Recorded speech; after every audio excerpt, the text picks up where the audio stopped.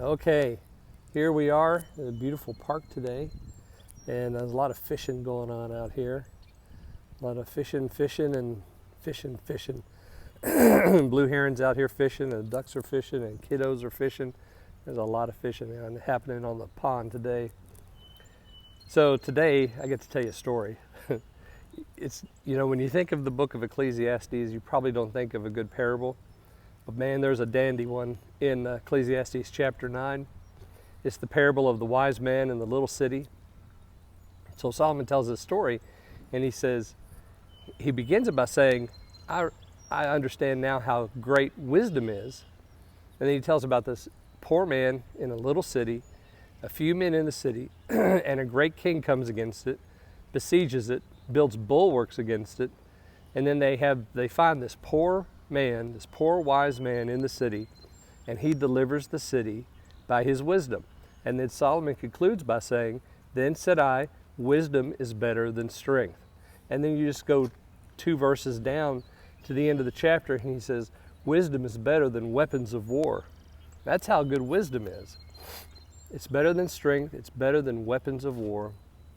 I hope you'll go over to, excuse me, I hope you go over to Ecclesiastes chapter 9 and read the little parable about the wise man, the poor wise man, and how he delivered a city by his wisdom.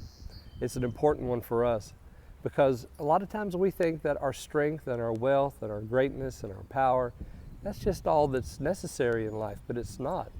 The wise poor man was able to deliver the small city from the great king with all his great siege engines and all his great military power.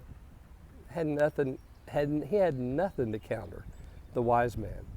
And the wise man was a poor man. He lived in a small city. He wasn't a great king with a lot of stuff, with a lot of power, with a lot of money. He didn't have any of that.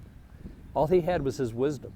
And so Solomon illustrates for us just how powerful wisdom is.